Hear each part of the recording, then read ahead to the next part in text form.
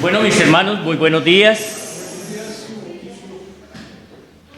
Damos gracias al Señor por este tiempo tan especial que nos ha permitido reunirnos para poder mirar acerca de la gloriosa obra de nuestro amado Salvador y lo que Él es para nosotros, lo que significa para nuestras vidas nuestro amado Salvador Jesús.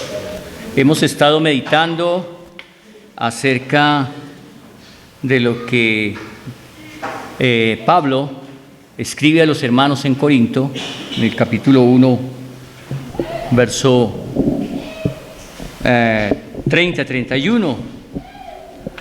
Mas por Él estáis vosotros en Cristo Jesús. Qué hermosa posición tenemos, ¿no? Estamos en Cristo Jesús. El cual nos ha sido hecho por Dios sabiduría, justificación, santificación y redención, para que, como está escrito, el que se gloría, gloríese en el Señor. Y hemos podido durante estos días escudriñar acerca de lo que significa esto. Cristo, nuestra sabiduría, Cristo nuestro Salvador, Cristo nuestra justificación, Cristo nuestro poder. Qué hermoso saber que Cristo es todo y en todos. Eso dice el apóstol Pablo, ¿no? Cristo es todo y en todos. Bien, y hoy vamos a hablar acerca de Cristo, nuestra santificación. Yo creo que no necesito mucho micrófono. Y vamos a mirar algunos aspectos, algunas cosas acerca de 4 puntos. Vamos a mirar en nuestro estudio de hoy para comprender un poco acerca de lo que es Cristo, nuestra santificación. Y el primer punto es, ¿qué es la santificación? Definir qué es la santificación. El segundo punto es 3 aspectos en la santificación de nosotros como creyentes y de todos los creyentes. El tercer punto es la obra de Dios en la santificación.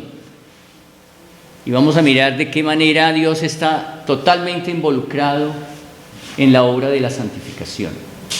Claro, tenemos una responsabilidad, y es el punto número 4, nuestra responsabilidad como creyentes en cuanto a la santidad. Y quisiera que consideráramos el versículo 1 y 2, así empieza la carta del apóstol Pablo a los Corintios, a los hermanos en Corinto. Dice: Pablo, llamado a ser apóstol de Jesucristo por la voluntad de Dios, y el hermano Sóstenes, a la iglesia de Dios que está en Corinto, a los santificados en Cristo Jesús, llamados a ser santos, con todos los que en cualquier lugar invocan el nombre de nuestro Señor Jesucristo, Señor de ellos y nuestro. Amén. Bien, de esta manera el apóstol Pablo inicia esta carta, y una de las cosas que indudablemente debe llamarnos la atención, en el verso 2 dice, estos son los destinatarios, los hermanos en Corinto, y le dice de ellos a la iglesia de Dios que está ¿en dónde? En Corinto. ¿Y cómo los llama?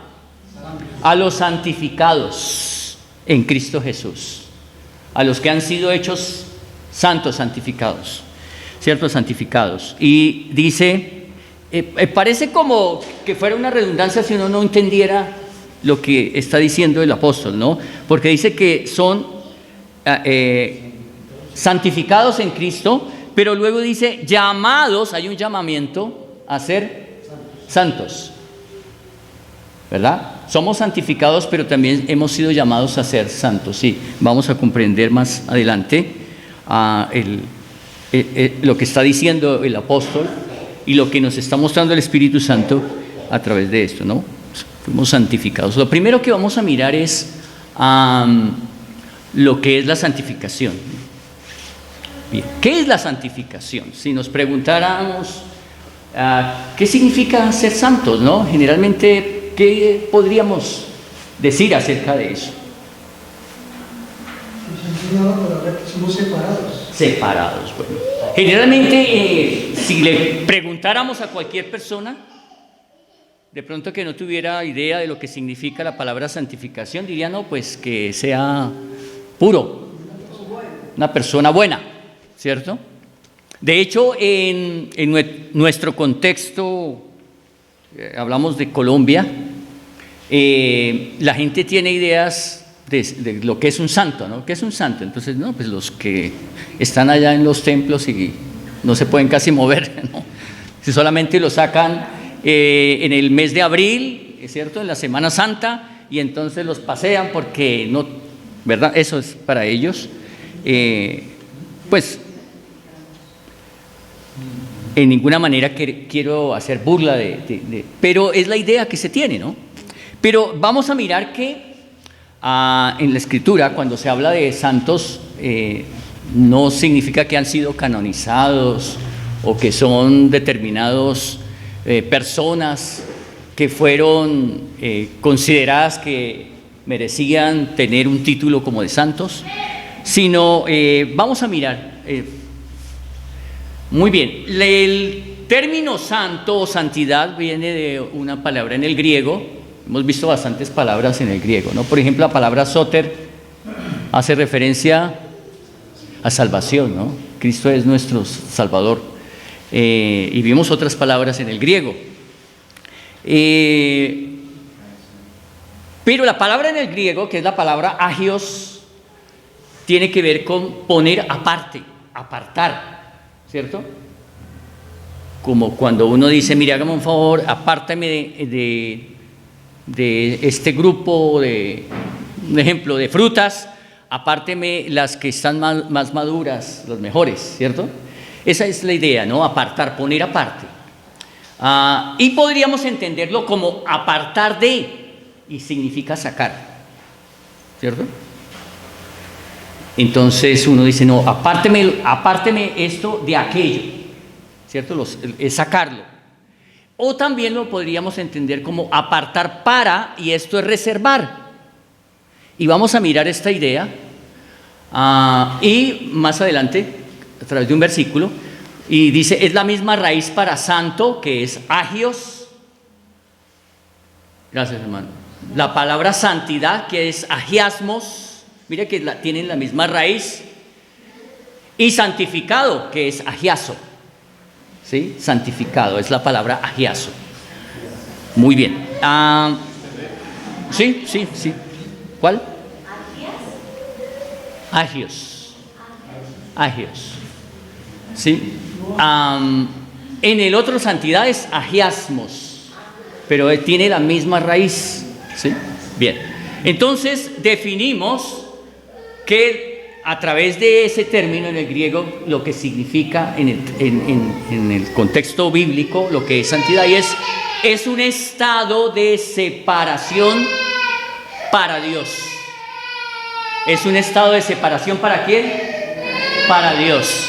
Bien, todos los creyentes entran, cuando hablo de los creyentes, son aquellos que hemos nacido de nuevo, aquellos que un día reconocimos nuestro pecado, ¿verdad? Y entregamos nuestra vida a nuestro amado Señor Jesucristo. Hemos nacido de nuevo. Y todos los creyentes entran en este estado cuando son nacidos de Dios. Esta es una separación definitiva. ¿Qué significa eso? ¿Qué es una separación definitiva? Somos solo para vivir. Exactamente. Que somos, Dios nos, en el momento de haber nacido de nuevo, somos separados para Dios, puestos aparte. Eso significa poner aparte. Bien. ¿Habrá algún momento, alguna circunstancia en que otra vez se pueda regresar al estado original? No, cierto que no, porque la salvación no se pierde, ¿verdad? Hay seguridad en esto. eternamente apartados para Dios y que hace parte de nuestra salvación. Es algo intrínseco en el momento mismo de recibir la gracia de Dios, haber nacido de nuevo, somos considerados como santos. Es decir, en ese momento recibimos una nueva naturaleza, somos apartados, todo viene como, por decirlo así, en el mismo paquete, ¿verdad? Que Dios nos ofrece, por decirlo así, ¿no? Bien, ok, entonces es claro esto, ¿no? La palabra, en el momento en que hemos nacido de nuevo, Dios nos ha apartado para sí, ¿verdad? Y esta mañana a nosotros nos correspondió en el capítulo 29 de Éxodo, en los versículos 45, y antes de eso los leímos, los versículos anteriores, y habla acerca de que Dios iba a santificar aquel lugar, ¿cierto? Quizás una de las primeras lugares donde encontramos la palabra santo es allí en el tabernáculo, ¿cierto? Cuando Dios establece el tabernáculo y muestra lo que es el carácter de Dios. Dios es santo. Es más, la Biblia dice que Dios es santo, santo y santo. 3 veces santo, ¿no? ¿Por qué de esta manera? Parece ser que en el hebreo, no sé si me equivoco o no, pero alguna vez escuché algo así, y es que no existe en el hebreo el superlativo. Uno podría decir, uy, muchísimo, ¿cierto? Pero uno busca en el diccionario y esa palabra muchísimo no existe, ¿no es cierto? En el hebreo no existe el superlativo y de esa manera lo expresaban, ¿no? Dios es santo, santo, santo, para decir santísimo, ¿no? Bien, entonces, Colosenses 1, me gustaría que me ayudaran a leer, hermano, estoy un poquito. Versículo 12 y 13, vamos a leer todos, ¿cierto? Aquí está, si lo quieren ver, si no lo alcanzan a ver, pero es la revisión, versión Reina Valera. 12:3, 1, 2 y 3. Con gozo, dando gracias al Padre que nos hizo aptos para participar de la herencia de los santos en luz, el cual nos ha librado de la potestad de las tinieblas y trasladado al reino de su amado Hijo, en quien tenemos redención por su sangre, el perdón de pecados. Amén. Bien, vamos a mirar este pasaje. Es bien importante este pasaje. Lo primero que encontramos aquí es que hay gozo. Hay gozo, ¿por qué? Dice, con gozo dando gracias al Padre, escribe Pablo a los colosenses, dice que nos hizo aptos, ¿para qué? Participar. ¿Qué es ser apto? Capaz, que cumple con unas cualidades específicas, ¿verdad? Cuando uno muchas veces se presenta a un empleo, pasa su hoja de vida, ¿cierto? Y ahí le pueden decir, usted es apto para esta labor o no lo es, lo siento mucho, ¿verdad? Bien, entonces, ¿cómo que nosotros fuimos hechos aptos? Bueno, en nuestra condición, ninguno de nosotros estaba apto para el reino de los cielos, ¿cierto que no? Tratando de buscar nuestra propia justificación, ¿cierto? Nos encontramos un día con la verdad, y es que definitivamente por nuestras propias obras jamás podríamos ser aptos para el reino de los cielos. Muchas personas siguen intentándolo, tratando de, con sus propias obras, agradar a Dios y poder ganar el cielo. Pero el cielo tiene un costo muy alto y ninguna obra de ningún ser humano, ningún dinero, ninguna, entre comillas, virtud lograría aquello. Entonces, dice que nos hizo aptos. ¿Quién fue el que nos hizo? Ahí no dice que nos hicimos aptos, sino alguien que lo hizo. ¿Quién lo hizo? Dios mismo lo hizo. Dios nos hizo aptos. ¿sí?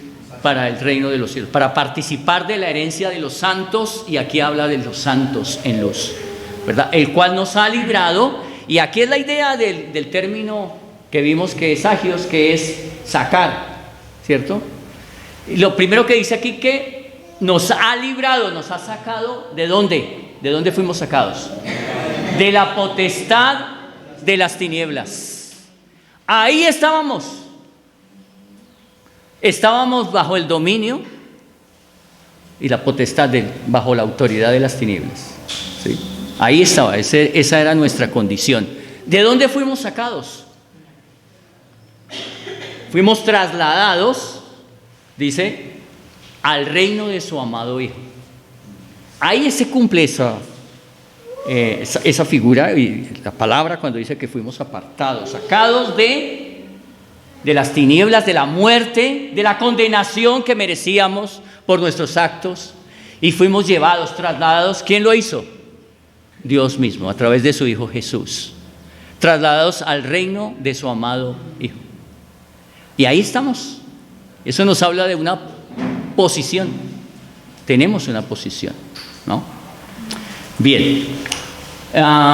Y dice, en quien tenemos redención por su sangre, el perdón de pecados. Bien. Ok, vamos a mirar entonces allí acerca de que fuimos trasladados. Vamos a mirar algunos aspectos, 3 aspectos de la santificación. Es interesante ver cómo desde el libro de Éxodo, cuando Dios comienza a darse a conocer a los judíos y estableció el tabernáculo como el lugar donde Dios quería manifestarse, donde los judíos iban a tener un encuentro con Dios, ¿cierto? Que el tabernáculo estaba en todo el centro de campamento, ¿sí? Habían 3 tribus al norte, 3 al sur, 3 al oriente, 3 al occidente, y en el centro, ¿qué estaba? La presencia de Dios. Y el propósito fundamental, como veíamos esta mañana, Dios quería dar a conocer a su pueblo, que su pueblo lo conociera y que sintiera que su presencia estaba en medio de ellos en todo momento, en toda circunstancia, ¿verdad? Y lo ratificó de muchas maneras. Una de ellas fue a través de la Shekinah, la gloria que descendió. Bueno, era necesario que allí en el Sinaí, después de que Dios le dio las tablas de la ley, ¿verdad? Y el pueblo quedó separado de Dios porque comprendió su pecado, ¿verdad? La ley no tenía el propósito de salvar al hombre, sino de mostrarle su condición, demostrarle que estaba separado de Dios por causa del pecado. Por eso Romanos dice que donde no hay ley, no hay ¿qué? No hay condenación, ¿no? Sí, no hay nada que lo condene, ¿no? Si no existiera una ley de tránsito, todo el mundo pasaría el semáforo en rojo y sería una contravención a algo. No, ¿verdad? Pero en el momento en que hubo ley y el pueblo conoció la ley, ¿cómo quedó el pueblo? Culpable. Dios establece entonces, da una salida a aquello, da una solución, ¿verdad? No podía dejarlo allí separado y establece el tabernáculo, ¿verdad? Y en el tabernáculo encontramos varias cosas interesantes. Una de ellas es que Dios dice que ese sería un lugar santo, porque ahí estaría su presencia. No cualquiera podía entrar, ¿sí? En el tabernáculo había un lugar que se llamaba el lugar santo, ¿cierto? La primera parte del tabernáculo, bueno, lo primero era el atrio, donde estaba el lugar del sacrificio, el altar de bronce, el lavacro, y luego se encontraba con la primera cortina y entraba al lugar, ¿cómo se llamaba ese lugar? Santo, ¿cierto? Y luego, allí en ese lugar santo estaban, recordemos, la mesa de los panes sin levadura, el altar del incienso. ¿Y qué más estaba? La menorá, es decir, el candelabro, ¿verdad? Y luego se encontraba con otra cortina y era el lugar santísimo. Los sacerdotes podían ministrar diariamente y entrar solamente hasta el lugar santo. Y luego en el lugar santísimo nadie podía entrar. Allí estaba, ¿qué era lo que se encontraba allí? El arca del pacto de oro, y sobre el arca estaba el propiciatorio y los ángeles que estaban allí, los querubines, ¿verdad? Solamente en la fiesta de la expiación podía entrar una vez al año el sumo sacerdote. Y no podía entrar si no llevaba con él una sangre. Allí una vasija con sangre de un animal que era muerto en el mes séptimo, que era el día de la expiación. Bien, entonces, otra cosa importante, el sumo sacerdote tenía en su cabeza algo que se llama la mitra, que era un gorro ¿verdad? Y con ella tenía una laminilla hecha en oro, ¿sí? Que se la tenía que colocar aquí con una cinta de azul.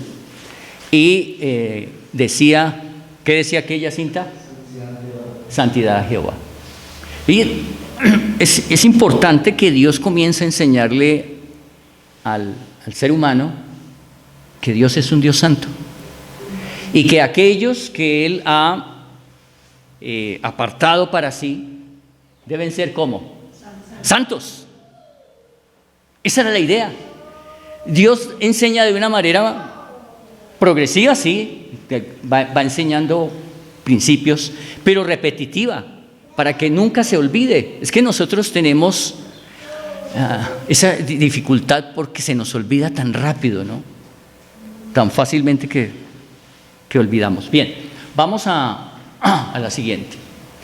Y entonces, cuando hablamos de 3 aspectos en la santificación, el primer aspecto que encontramos allí es la santidad posicional.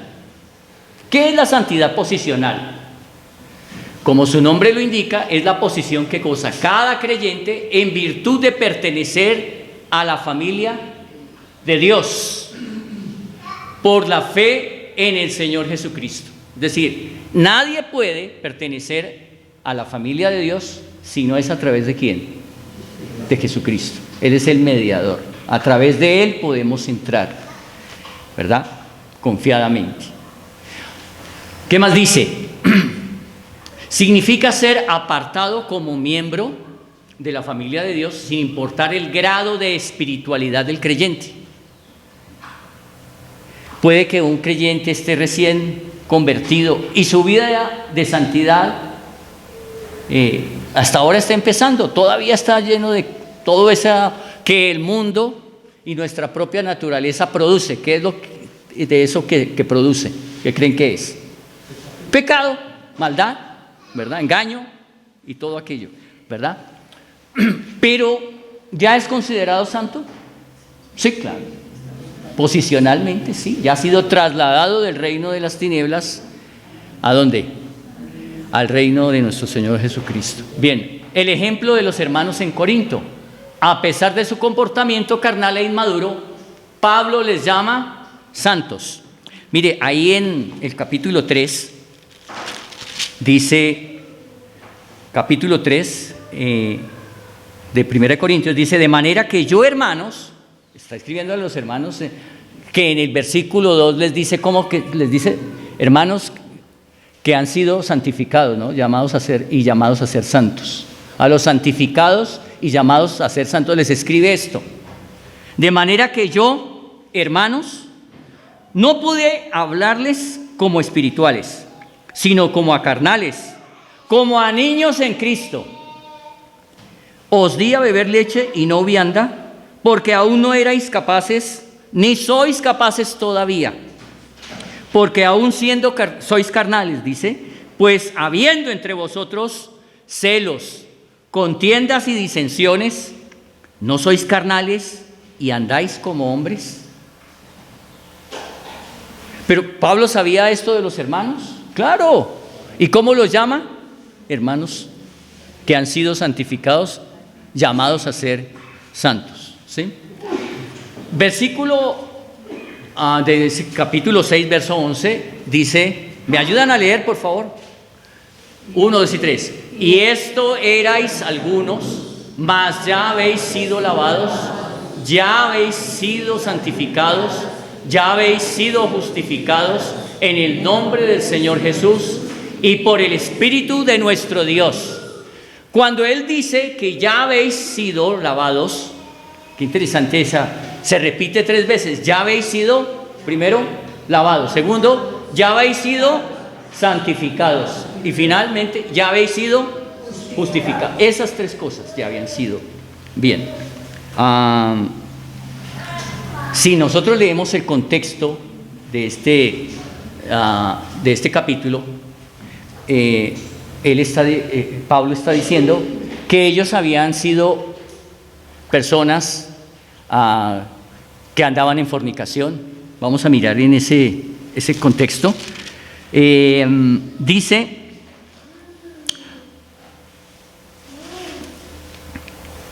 Dice, hablando del verso 8, dice, pero vosotros cometéis el agravio y defraudáis, y esto a los hermanos. ¿No sabéis que los injustos no heredarán el reino de Dios? Dice, no erréis, ni los fornicarios, ni los idólatras, ni los adúlteros, ni los afeminados, ni los que se echan con varones, ni los ladrones, ni los avaros, ni los borrachos, ni los maldicientes, ni los estafadores heredarán el reino de Dios. Da una lista bien completa, ¿verdad? Que eran pues formas de vivir de ellos, de muchas personas y de todas las culturas en el mundo. Dice, y esto erais algunos. Mire lo que está diciendo Pablo, ¿no? Esto erais, ya no sois. Esto erais algunos, mas ya habéis sido lavados, ya habéis sido santificados. Vuelve y le repite esto, ¿no? Ya han sido apartados para Dios. Y dice, y ya habéis sido justificados en el nombre del Señor Jesús y por el Espíritu de nuestro Dios. Bien, así que encontramos ya en este versículo 11 del capítulo 6 lo que eran en otro tiempo, pero que ya no, ya habéis sido. ¿Por qué? Porque ya hemos sido lavados, ya hemos sido santificados, ya hemos sido justificados, y todo esto en el nombre del Señor Jesús. Siempre el Señor Jesús es prácticamente el autor de nuestra santificación, de toda la obra. Él es el todo de lo que hemos recibido, ¿verdad? A través de Él. Bien, vamos a mirar Hebreos 10, 9 y 10, vamos a leerlo. ¿Me acompañan, por favor? Dice 1, 3. He aquí vengo, oh Dios, para hacer tu voluntad. Quítalo primero para establecer esto último. En esa voluntad somos santificados mediante la ofrenda del cuerpo de Jesucristo, hecha una vez y para siempre. Qué hermoso, porque he sacado de un salmo, ¿no? Que dice, he aquí vengo, oh Dios, para hacer tu voluntad. Quita lo primero para establecer. ¿Qué es eso de quita lo primero? Indudablemente que sí.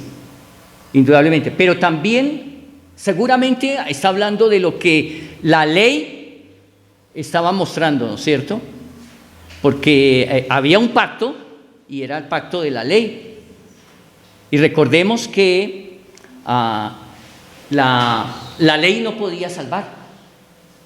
Por eso era necesario quitar aquello, o sea, dar el cumplimiento. Cuando habla de quitar, no significa entonces que ya la ley dejó, sino que la ley, en cierta manera, dejó al hombre, en cierta manera, juzgado, o más bien condenado, por decirlo así, ¿verdad? Pero esto último es lo más importante, ¿no? Dice, cuando dice, quita esto primero para establecer. ¿Qué es esto último?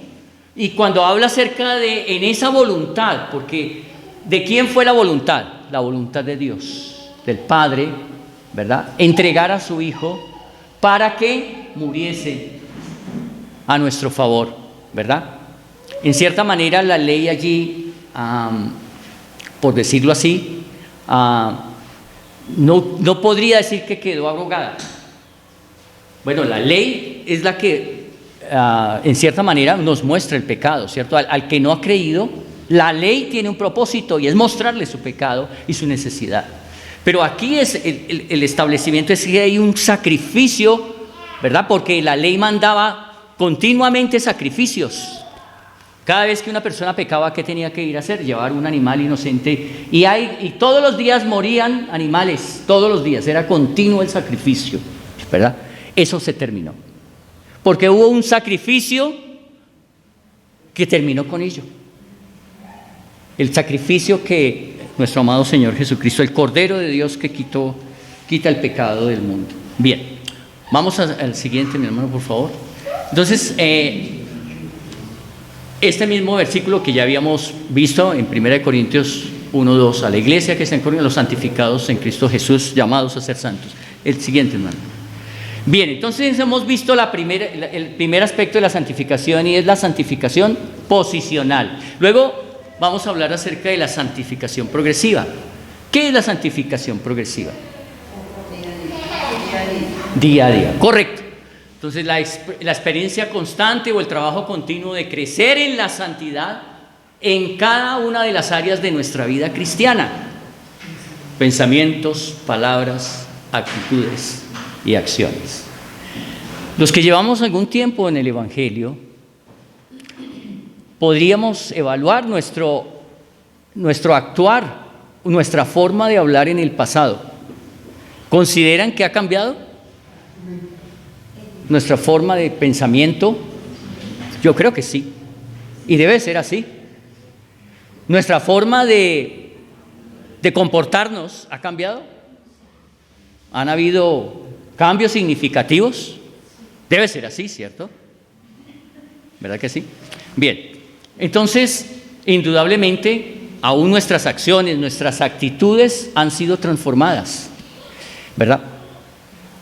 Es posible que muchas personas aún sigamos, créanme, nunca terminaremos de crecer progresivamente.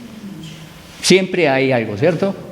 Alguna vez a un hermano muy querido, misionero, que estuvo por el Cesar, entre los Yucpa, que son los motilones, en la serranía del Perijá, sentándome con él, yo le hice una pregunta, le dije: hermano, yo creo que usted ya no tiene tanto problema con la tentación, yo no creo que usted, con tantos años en el Evangelio. Y me respondió así, un inglés, me dijo: hermanos, no crea, esta naturaleza vieja cada día se vuelve más incontrolable. Y es cierto, hermanos, nunca terminaremos de luchar contra nuestra vieja naturaleza, ¿verdad? Pero no debe ser una excusa aquello. No debe ser una excusa aquello. Vamos a mirar algo importantísimo. Gracias. Aquí puse una imagen que dice: el mejor culto a Dios, ¿cuál debe ser? Una música bien bonita, ¿cierto? Un grupo de alabanza, ¿verdad? ¿No? Que la iglesia tenga luces, no, tampoco. Buen sonido, un buen predicador, no, ¿cierto? ¿Cuál es el culto, el mejor culto para Dios? Nuestra vida en santidad. Nuestra vida en santidad. Aquí es donde nosotros debemos empezar a hacernos preguntas a nosotros mismos, ¿no? Bien, Primera de Pedro, capítulo 1, verso 14 y 15, dice: como hijos obedientes. Como hijos obedientes. ¿Quién quisiera tener hijos desobedientes? Hey, Marcos, ¿quisieras tener a ese baby boy obediente o desobediente? Obediente, ¿cierto? Muy bien. Como hijos obedientes. Yo sé que todos los creyentes que estamos en esta mañana somos hijos. ¿Hijos qué? Obedientes. Muy bien. no os conforméis a los deseos que antes teníais, estando en vuestra ignorancia. No nos conformemos. ¿Verdad? Estaba hablando precisamente ayer con mi hermano Pablo, cuando se habla de formatear algo, ¿no? Generalmente uno formatea el computador, ¿cierto? ¿Y qué pasa? ¿Qué sucede cuando uno formatea el computador? Borra, ¿cierto? ¿Cuál es el propósito de formatear un computador? Cambiarle todo el sistema correcto. Ese es el proceso, el propósito de la santidad progresiva. ¿Cambiar el qué? El sistema operativo. Porque ya no tenemos que tener el mismo sistema operativo del mundo. Ese es el que recibimos cuando vinimos a este mundo, ¿cierto? Ese sistema de comportamiento, ¿verdad? Y es necesario cambiar. Hay que formatear. Por eso dice, no os conforméis a los deseos que antes teníais estando en vuestra ignorancia. Es decir, cuando habla de la ignorancia era porque no habíamos estudiado una carrera. No, ¿cierto? Ignorancia en cuanto a qué? A la voluntad de Dios. Éramos ignorantes en cuanto a la voluntad de Dios. Sino, mire que aquí hay un contraste, ¿no? Sino, como aquel que os llamó es santo. ¿Quién fue el que nos llamó? Dios mismo. ¿Cómo es Dios? Santo. Como aquel que os llamó es santo, sed también vosotros santos en algunas maneras de vivir. En todas. Eso incluye, todo incluye ¿qué? Todo, ¿cierto? Nuestra forma de hablar, nuestros pensamientos, nuestras actitudes, nuestras acciones, ¿verdad? Todas estas cosas incluyen en nuestra forma de vivir, en toda nuestra manera de vivir, porque escrito está, sed santos, porque yo soy santo. Muy bien, eso indudablemente que el Señor nos lo dijo, ¿cierto? Está en Levítico, cuando dice, sed santos porque yo soy santo. Bien, vamos a mirar cada exhortación de la palabra de Dios en cuanto a vivir en santidad se relaciona con este aspecto, la santidad progresiva. Porque ya somos, indudablemente, posicionalmente ya somos santos. Pero en cuanto a nuestra santidad progresiva, encontramos en la Escritura, en toda la Escritura, mandamientos claros, lo que conocemos como imperativos. Gracias, hermano. Imperativos. Bien, imperativos. ¿Han leído algún imperativo? ¿Cierto? Sed santos porque yo soy santo. Ahí está en Primera de Pedro, lo dice también. Es un imperativo, ¿cierto? Bien. Limpiaos de la vieja levadura, ¿cierto? Eso es un imperativo, es una orden. No es algo que yo podría tomar o no tomar, ¿cierto? No, de ninguna manera. Ahora, el ser controlado por el Espíritu Santo es parte necesaria de la espiritualidad, es la parte fundamental. Solos no podemos. ¿De quién debemos echar mano? ¿Y cómo hacemos para echar mano del Espíritu Santo? Orando. Ahora, algo maravilloso es que dentro de todas estas cosas que Dios nos da, la persona del Espíritu Santo ha venido a nuestras vidas, ¿verdad? ¿Lo dice la Escritura? Claro, fuimos bautizados con el Espíritu Santo.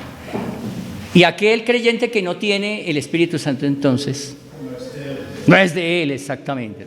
Algunos enseñan que el Espíritu, el bautismo del Espíritu Santo es como una segunda gracia. Y entonces algunos han vivido, no, yo recibí la segunda gracia hace como 3 años, llevo 24 años de creyente. Es imposible, ¿cierto? Si no, el que no tiene el Espíritu de Cristo, dice la Escritura, no es de Él. Eso es claro, ¿no? Yo creo que en eso grupos carismáticos tienen mucho que pensar, ¿no? Bien, así que es importantísimo, ¿no? Mi relación con Dios. Vamos al siguiente. Ahora, la santidad final o última.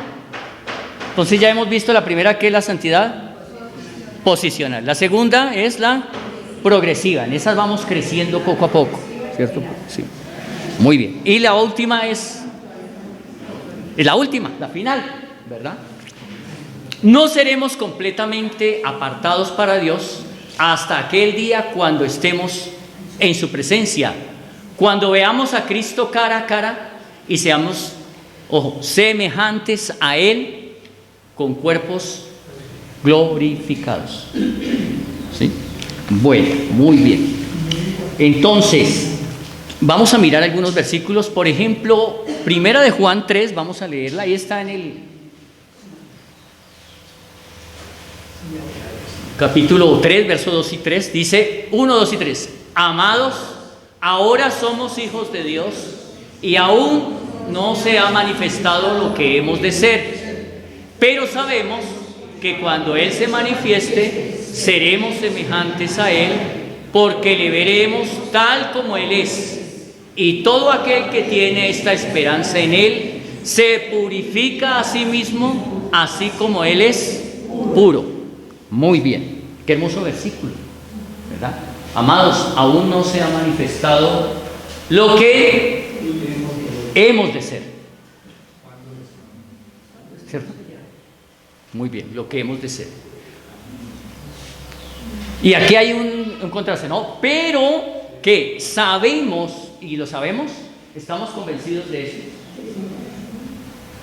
de que un día, cuando partamos de este mundo, ¿cierto? Si el Señor no ha venido antes, nuestros cuerpos irán ¿a dónde? A la tumba, ¿cierto? Y algunos dicen a la última morada. No, yo no creo que, para mí no aplica aquello, no, esa no es mi morada, ¿cierto? Allá solamente queda el viejo tabernáculo que ya, la vieja, o no tabernáculo, el viejo carpa, ¿cierto? Donde habité, pero en la resurrección, ¿cierto? Mi alma irá a la presencia del Señor, pero el día que llegue la resurrección, ¿cierto? La venida del Señor Jesús, ¿verdad? En el rapto, seremos resucitados, o serán resucitados todos aquellos que han muerto en Cristo, ¿verdad? Y sus cuerpos serán transformados. Los que estén o estemos con vida, ¿sí? Sus cuerpos también serán transformados. ¿Y a dónde iremos? A la presencia del Señor con cuerpos gloriosos, glorificados, ¿sí? Bien. Qué alegría, hermanos, pensar en esto. El saber que nuestra vida aquí es temporal. Ya no tendremos que sufrir merceditas de dolores, ¿cierto? De quebrantos, ¿cierto? Ya no tendremos problemas de cadera, ya no nos duele, ¿cierto? Todo eso pasará, todas estas cosas. Ya tendremos cuerpos semejantes a nuestro Señor Jesús. Ya nuestro hermano Alfonso escuchará muchísimo mejor, mejor que cualquiera de nosotros, ¿verdad? Así que, qué hermoso es eso, saber que un día seremos semejantes a nuestro amado Salvador. No iguales, semejantes. Bien, semejantes a nuestro Señor Jesús. Tendremos también cuerpos gloriosos, glorificados como Él, ¿no? ¿Verdad? Bien, y entonces ya nuestra lucha con el pecado terminó, ¿cierto? Ha terminado. Por eso se habla de la santidad final. Efesios 5, 25 al 27 dice lo siguiente: Cristo amó a la iglesia y se entregó a sí mismo por ella para santificarla. ¿Cuál es el propósito? Santificarla. ¿Qué dijimos que era la palabra santificarla? Apartarla ¿para quién? para Él y para Dios, ¿cierto? Su amada. Ya estaremos en una relación mucho más estrecha, ¿cierto? Le veremos cara a cara a nuestro amado Salvador, habiéndola purificado en el lavamiento del agua por la palabra. Qué interesante esto, ¿no? La palabra tiene un efecto que... ¿Qué efecto tiene la palabra de Dios? Purificador, ¿cierto? A fin de presentársela a sí mismo. Ahí está uno de los propósitos, ¿no? Presentársela a sí mismo, una iglesia gloriosa, que no tuviese mancha ni arruga ni cosa semejante, sino que fuese santa y sin mancha. ¿Se pueden imaginar ese momento cuando nuestro encuentro con nuestro Salvador y todos como una iglesia santa, sin mancha, sin arrugas? Menos mal, porque las que tenemos ya... Pero cuando habla de arrugas es imperfecciones, ya no habrá, ¿verdad? No tiene nada que ver con nuestras arrugas. Sí, es cuestión del tiempo. Sí, sí. Bien. Ok. Primera de Tesalonicenses 5:23 es otro versículo muy hermoso. Dice: y el mismo Dios de paz os santifique por completo, ¿cierto? Y aquí habla acerca de todo vuestro ser, espíritu, alma y cuerpo, dice, sea guardado irreprensible para la venida de nuestro Señor Jesucristo. Mire que aquí Dios mismo tiene el propósito de santificarnos completamente, ¿cierto? Y aquí habla de habla de lo que somos nosotros, que somos cuerpo, alma y espíritu. Bueno, más importante, espíritu, alma y cuerpo, sean que, en cierta manera, santificados, guardados irreprensiblemente, para cuando venga nuestro amado Señor Jesucristo y nuestro encuentro con Él. Amén. Bien, entonces vemos aquí el propósito de Dios en cada una de las fases o de los estados de la santificación. Desde un comienzo, desde la santificación posicional hasta la santificación final, siempre Dios está obrando, trabajando en nuestras vidas, ¿verdad? Vamos a ver más adelante que hay formas como Dios comienza, por decirlo así, la palabra de Dios es un elemento fundamental en nuestras vidas, ¿verdad? No podemos dejarla a un lado. Bien, vamos a seguir porque el tiempo... La obra de Dios en la santificación.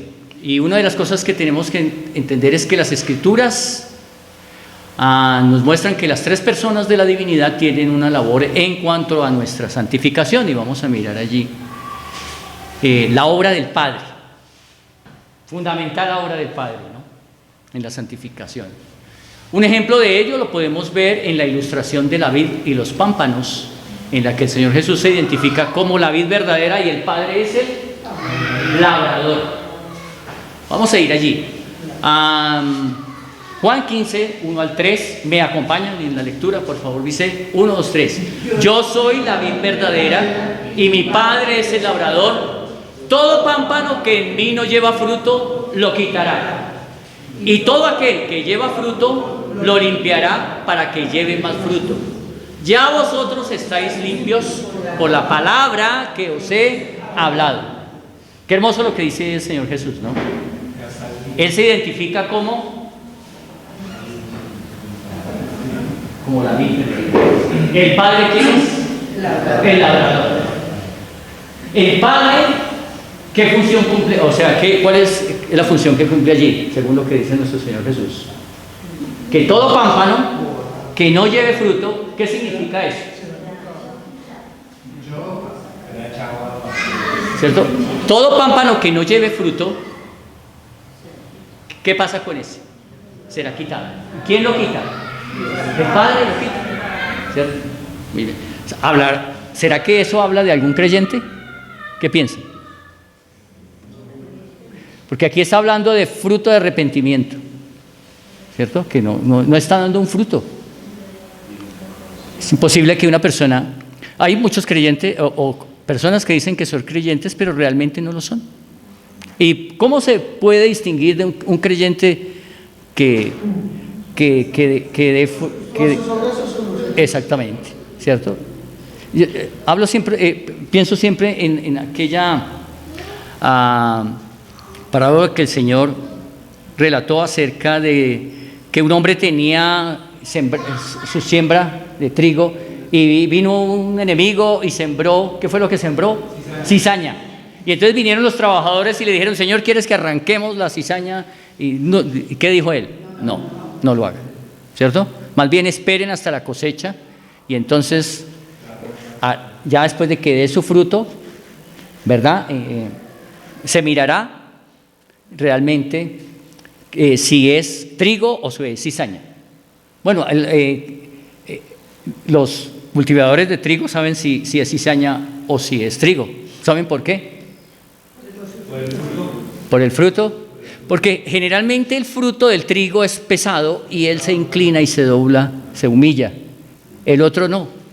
Ellos saben, ese no tiene trigo, ese es cizaña, ¿verdad? Pero importante esto, ¿no? El Padre tiene en la santificación una labor muy importante, ¿no?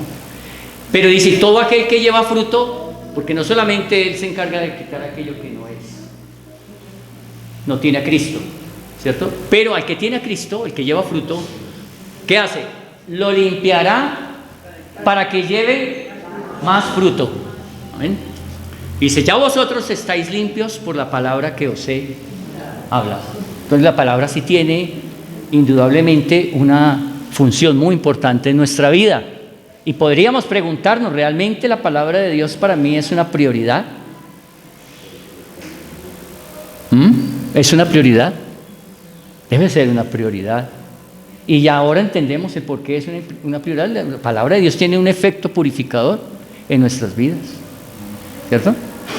La importancia de poder leerla, estudiarla, escudriñarla. Juan 17, 15 al 17, el Señor nos dice: no ruego que los quites del mundo, sino que los guardes del mal. No son del mundo, como tampoco yo soy del mundo. Santifícalos en tu verdad. Tu palabra es verdad. Tu palabra. Ahí podríamos entender que no solamente la palabra de Dios escrita, pero la palabra de Dios, el verbo hecho carne, ¿cierto? Él también, nuestro amado Señor Jesucristo, es la palabra viva de Dios, el Logos. Amén. Bien, somos santificados en la verdad. Ahora, la obra del Hijo, la obra en la santificación ¿qué función cumple el Hijo? Dice: la muerte y resurrección del Señor Jesús es la base nuestra, o es la base para nuestra santificación posicional. ¿Sí? Indudablemente la obra del Señor Jesucristo. No podríamos pensar en que no tengo una relación con Dios, pero con Cristo, o no creo en Cristo. Por ejemplo, los testigos, ellos piensan que Jesús es simplemente un ángel, ¿verdad? Y ellos, en cierta manera, no reconocen a Jesús como el Salvador, como Dios, como el Hijo de Dios, ¿verdad? ¿Cómo poder tener una comunión con el Padre sin el Hijo? ¿Sí? Así que la muerte y la resurrección del Señor Jesús es la base de nuestra santidad posicional. Hebreos 13:12 dice: Jesús, para santificar al pueblo mediante su propia sangre, padeció fuera de la puerta. ¿Sí? Haciendo referencia al día de la expiación, cuando el macho cabrío era uno sacrificado y el otro era sacado al desierto. Era por Azazel y bueno, etc. Pero interesante porque dice aquí que el Señor Jesús fue necesario que para santificarnos padeciera la muerte, ¿sí? Fuera rechazado, que pasara por la muerte. Hebreos 2:11 dice: porque el que santifica y los que son santificados de uno son todos. Interesante aquí, ¿no? ¿Quién es el que santifica? Cristo. En ese contexto de hebreo también, ¿no? De Hebreos 13. El que santifica, ¿por quién fuimos santificados? Por Cristo. Y los que somos santificados, nosotros. Y ahora, de uno son todos. ¿Quién es ese uno? El Padre. ¿Cierto? Por lo cual no se avergüenza de llamarnos hermanos. Mire, el Señor Jesús nos llama. ¿Cómo nos llama? Hermanos. Bien. Bien, el siguiente, mi hermano, por favor. La obra del Espíritu Santo, también importante, en los tres aspectos de la santificación, indudablemente actúan el Padre, el Hijo y el Espíritu Santo. El Espíritu Santo tiene mucha importancia en el proceso de santificación. El fin de la santificación es que, ¿cuál es el fin de la santificación? Ser conformados a la imagen del Señor Jesucristo. Ese es el propósito del Espíritu Santo. Formar en nosotros la imagen de Cristo, el carácter de Cristo en nuestras vidas. Y dice que el Espíritu Santo nos transforma de gloria en gloria. Segunda de Corintios 3:18 dice: así que todos nosotros, a quienes nos ha quitado el velo, teníamos un velo que no nos dejaba ver realmente la luz, podemos ver y reflejar la gloria del Señor. El Señor, quien es el Espíritu, nos hace más y más parecidos a Él a medida que somos transformados a su gloriosa imagen. ¿Quién hace esa labor? El Espíritu Santo. ¿Verdad?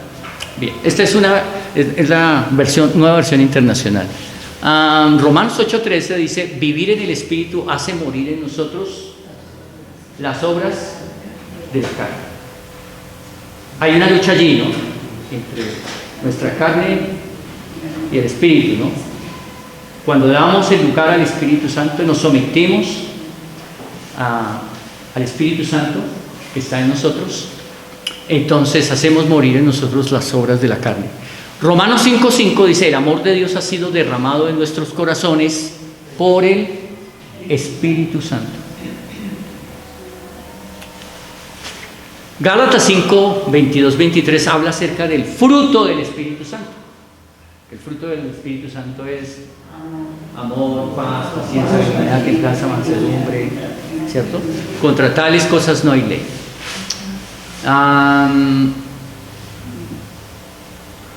El Espíritu Santo, el carácter, ese carácter que forma, o lo que conocemos nosotros como el fruto del Espíritu Santo, indudablemente nos habla del carácter de nuestro Señor Jesucristo.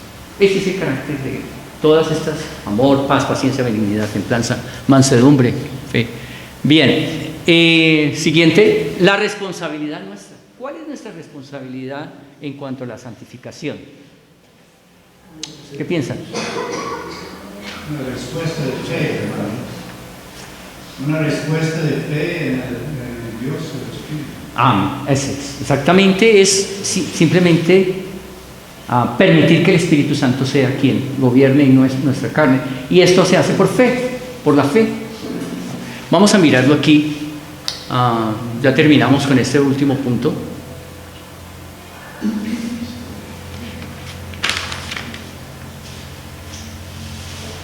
Bueno, debemos reconocer que la santificación es una obra enteramente de Dios, pero también requiere, y específicamente cuando estoy hablando de la santificación progresiva, hay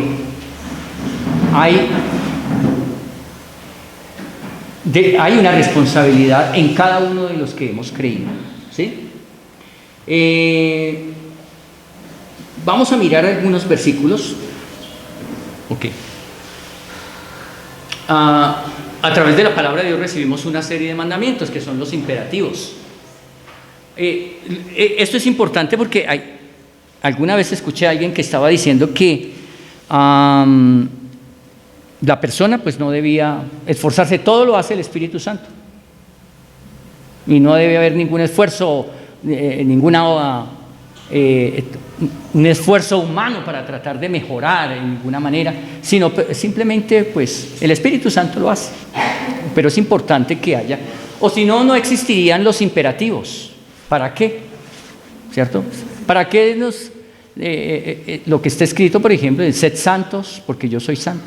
Sed santos, pero sed santos en toda vuestra manera de vivir. Ah, no, pero eso lo hace el Espíritu, de ninguna manera. Entonces, a través de la palabra de Dios hay una serie de mandamientos, de imperativos que nos instruyen claramente en ciertas cosas que debemos hacer, las cuales son vitales en el proceso de la santificación, y vamos a mirar algunas de ellas. Por ejemplo, Santiago 1:22. ¿Me acompañan, por favor? Dice: pero sed hacedores de la palabra y no tan solamente oidores, engañándoos a vosotros mismos. ¿Qué nos habla eso? ¿De qué nos habla eso? Que no debemos ser solamente, ¿qué? Una gran oreja, ¿cierto? Solamente oidores. Y hacedores poco. No puede ser posible, ¿verdad? Porque si hacemos eso, simplemente nos convertimos en: ay, a mí me encanta escuchar la palabra de Dios. Pero, ¿y tu vida? ¿Y nuestra vida delante del Señor? ¿Verdad? Estamos engañándonos a nosotros mismos, ¿cierto? Si me recetan las vitaminas y yo las pongo ahí en la mesita de noche y todos los días las veo y digo: ay, qué hermosas esas vitaminas. No me las tomo, ¿no es cierto? Y es necesario tomármelas porque en ese momento entran a ser parte de nuestro cuerpo, ¿cierto? Bien. Eso me hace pensar digamos que es algo que vino a mi mente, una anécdota. Hace algunos años, bastantes años, algunos años atrás, no, bastantes, no, muchos. Resulta que en Madrid, Cundinamarca, en la base, un día salimos a almorzar. Salí con un compañero a almorzar y había ahí cerquita un restaurante. Queríamos comer algo diferente. Entonces nos sentamos allí, encontramos otro que era también del mismo lugar donde trabajábamos, y esos dos eran pero terriblemente pillos. Y resulta pues que llegamos un poquito tarde, como 10 minutos después que el que estaba ahí ya sentado ya se estaba tomando su sopa, porque aquí en Colombia un almuerzo sin sopa no es almuerzo, ¿cierto? Y entonces luego le trajeron, y bueno, nosotros hicimos nuestro pedido y todo, y le trajeron su bandeja, imagínense, un churrasco. Y el que estaba ahí al pie mío me miró así, y viendo el churrasco, inmediatamente cogió disimuladamente hacia el tenedor y el cuchillo y atacó la carne, atacó el churrasco. ¿Sí? Atacó el churrasco. ¿Cuál creen que fue la actitud de aquel? Porque pues lógicamente el churrasco estaba en su lugar de la mesa, a él, o sea, posicionalmente le pertenecía a él. ¿Era de quién? ¿De él? Claro, como se estaba tomando la sopa, entonces descuidó y el otro inmediatamente atacó el churrasco. ¿Cuál creen que fue la actitud de este hombre? ¿Qué hizo? ¿Qué se imagina? Le tiró la sopa encima. No. Me causó curiosidad porque la actitud de él fue soltar su cuchara y hizo así.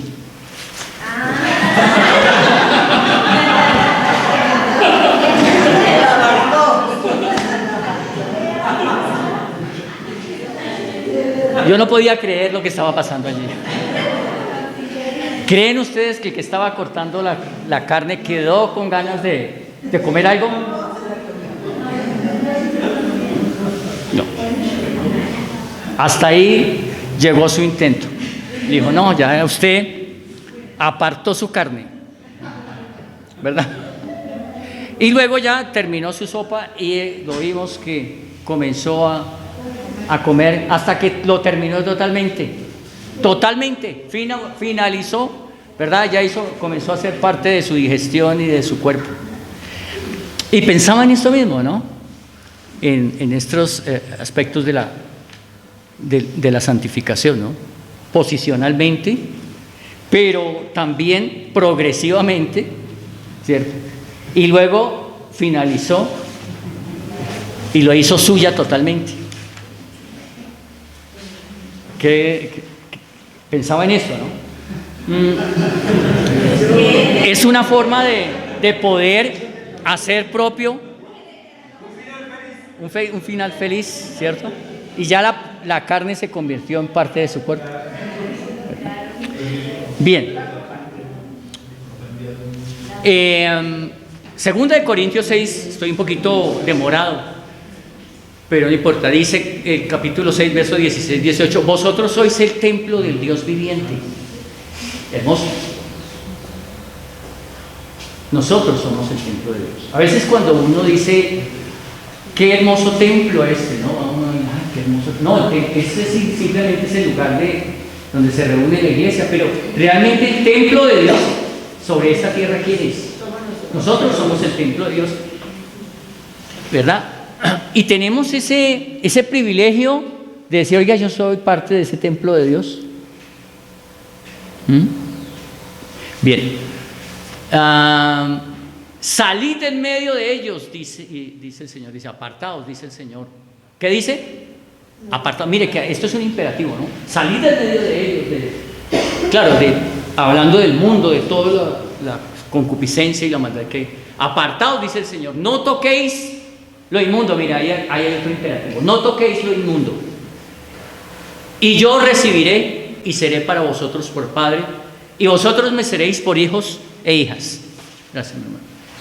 En 2 Corintios 7:1, y si uno lee el capítulo 6 hacia atrás, el capítulo 6 de 1 Corintios está hablando acerca de todos esos conflictos, pero en el versículo 11 dice, ya vosotros, dice, y esto diréis algunos, mas ya habéis sido lavados, ya habéis sido santificados, ya habéis sido justificados en el nombre del Señor Jesús y por el Espíritu de nuestro Dios.